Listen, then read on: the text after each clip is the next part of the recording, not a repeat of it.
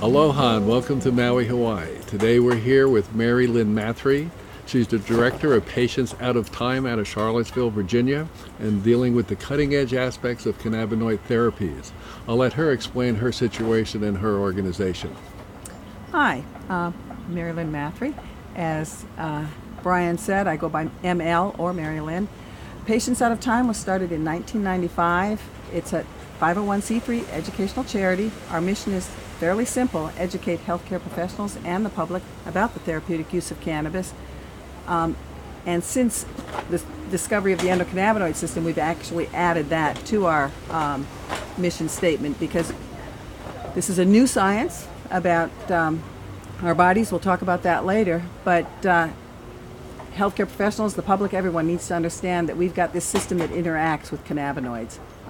It's exciting work.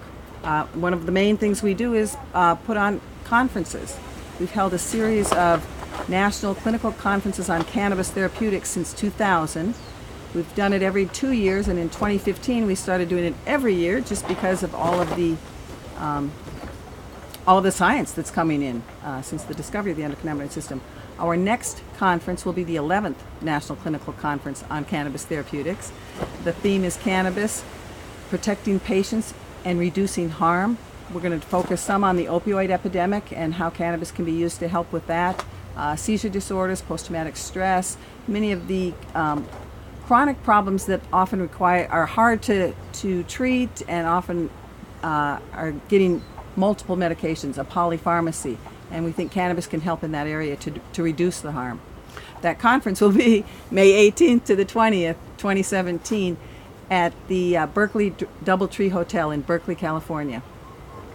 And you're here this week giving a conference over in Oahu, and what's the title of that one? And that title is The Endocannabinoid System and Cannabis, What Every Healthcare Professional Needs to Know. And it's literally a basic introduction to the endocannabinoid system, and I think if it's just not been taught, it's a new discovery. It's still not in nursing schools or medical schools, so you've got a lot of healthcare professionals in the United States and worldwide who really don't understand this system, and it's very important. Yes, I've actually done a lot of research into it myself, and it seems to be the key component for the human species to get their body into homeostasis is through the cannabinoid system. Now, one of the big questions that have been coming up here in Hawaii lately was about the use of juicing cannabinoids, as in juicing the flowers or juicing the leaf. And what's your opinion on that? Excellent. Cannabis, let me just back up a little. As you said, it's a molecular signaling system. So we're getting into the chemistry of the human body, but we've got receptors first found in our brain for cannabinoids to fit in. And about 4 years later, this was in '88 when we found out about these receptors in our brain. About 4 years later, we found out we make an endocannabinoid, call it anandamide. Fast forward several years later, by the mid-1990s, the scientists knew that we had receptors in our brain. Since they were the first discovered, we call them CB1 receptors. Cannabinoid receptors, the first found. Then we found them mainly in the immune system, and we call them CB2 receptors. As time went on, we found another endocannabinoid, a long name. The short name is 2AG. And there's this system, so it's the cannabinoids that fit into these receptors, and chemical reactions happen. Enzymes in our body are involved in this that either help activate the chemical and help degrade it so it goes away. But as you said, homeostasis. This signaling system is to keep us in balance, to maintain homeostasis when we are stressed from bacteria, from trauma, from pollution, from bad food, whatever it is that we are upsetting the balance in our human body. This is to help keep us in balance. It's essential to life, and it governs everything. It's like the master controller of the human body. Now, from a drug standpoint, one of the patients brought up to me when we were talking about the endocannabinoid system, that just like you should have the right to have vitamin C from oranges because we need it, this actually falls into that type of category, doesn't it? Exactly. It's an essential nutrient, many people can say. And I think what a lot of people need to know is this plant, which has been around forever. So we've got the endocannabinoid system. Cannabis makes the same kind of chemicals, cannabinoids, different ones. One THC that actually creates a euphoric feeling, the high, as they say, but there are other cannabinoids in there. So you've got this plant with these cannabinoids, natural plant that feeds our system. When it is a fresh plant, there's nothing psychoactive. These are in acid form. So I look at it as a green leafy vegetable. The leaf for some people is a bit tough to taste, so juicing the leaves or the flowers is an excellent idea, or trying even the sprouts. And then in hemp food stores today, people can get seeds, hemp seeds, the basic seeds from the plant, or flour or hemp seed oil. Very nutritious. You can buy that anywhere in the United States. and so I highly recommend that. But yeah, it's a vegetable. It's a herbal plant that has no business being scheduled. Now, we both agree on that wholeheartedly, as in basically as a human species, we should have the right to pursue what works best for us. These are God-given gifts put here for our use. I think right now part of the abuse is the government control, what's going on around this plant. And here one of the big concerns in Hawaii is that they're trying to turn this into a total monopoly for 8 groups, and only those 8 groups can actually produce the medicines from this. And what the patient's concerns out here, and we'd like your opinion on, a lot of these medical groups coming on board are talking about just how lozenges and tinctures are the only way to go. But from what I gather, there's many different administrations, as in vaporization, topical, and even down to juicing, that with this monopoly system, we will be denied all those other accesses to the plant. And what's your opinion on the, I guess, business model that we should follow with this from an industry standpoint? Because one of my concerns were if we do reschedule it to like a Schedule 2, then it could become a Monsanto Bayer type of product. Well, yet... And very expensive. And very because expensive. Because it would require a doctor's visit every 30 days. Right, to get their prescription refilled. I always thought that was a pretty good gimmick, too, the refilling of prescriptions. But the question that I guess I have, what category do you think that this... I guess I heard it earlier, leafy vegetable is probably the most accurate way to describe it in this present form that we're sitting with here. And the American Herbal Pharmacopoeia now actually issued a monograph. They put out monographs about all the different herbs, how to grow them, how to process them, how to label them, how to make herbal products for people that they use for their health, and also what the uses that it has. They've recently made one on cannabis. We've got a monograph showing it's an herbal medicine. Herbal medicines don't go through the FDA for approval. It's a plant, it's recognized by that, it should be available for patients. Now, and Hawaii's got its laws, and I'm not an expert on the way things are being set up.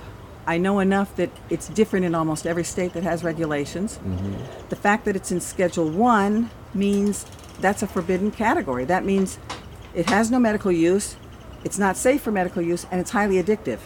And when you think of drugs of abuse, addictive drugs, it's and everybody knows that. It's not a secret. I mean, we've got an opioid epidemic where people are dying, and we've got cannabis that has never caused an overdose in the history that we know of. And being restricted. So I want to be able to grow it in my garden. I want to be able to pick those leaves, have this as a vegetable in my salads whenever I feel like. I think it's just for good health. As a patient, if I had some problem and I required more than just the plant, I might want to go someplace and get something. Mm-hmm. If dispensaries are making it, great. I want to see legislation or some kind of regulations so the patient knows they're getting a safe product. Correct. No pesticides, right. And that it's made and no solvents left in the plant. A lot of different things. General safety measures. And what is it? And what's the content? Mm-hmm. So that if they find something that works for them, they can get the same thing over and over. Mm-hmm. And some pharmaceutical companies may take out certain extracts and make them. If a patient wants to try that, fine. And if maybe they want to regulate that. That's when you get into the pharmaceutical industry, when they start picking this plant apart, because many of our medicines are made from plants. And that's, again, the craziness of this, because we can take digitalis, a heart medicine, physicians prescribe, comes from the foxglove plant. That plant is toxic. Right, poisonous. But it's legal. Mm-hmm. You can grow that in your garden. You just can't grow cannabis that's harmless. Mm-hmm. Now, with the current changes, too, I work extensively with the veterans out here, And here, when you're a 100% disabled veteran, they agreed to the federal government to take care of all your medical needs. Right now, we're already running into this as an issue out here with a lot of veterans are using cannabis for PTSD.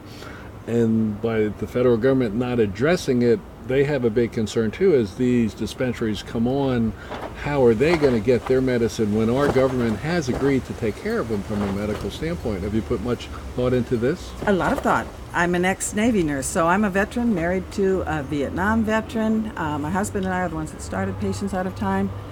Veterans issue is a huge issue. Now, the law, the way it is today, thanks to a veteran working with the VA to try to get this issue solved, Michael Kravitz, the VA passed a directive that basically says if a veteran is in a state with a medical cannabis law and gets a recommendation from a civilian physician, then the VA physician should allow the patient using it, and it shouldn't interfere with their medical care. And that's great for the vets who live in those medical states in one sense, allowing them access to the medicine, but all the vets in the states that don't have laws, they're treated unequally. Now they don't access it. Again, I know the other issue is they've got to pay a lot of money for it, Right. and the VA should be covering the cost of the medicine. Well, that was the agreement Yeah. when you're considered 100% disabled, and the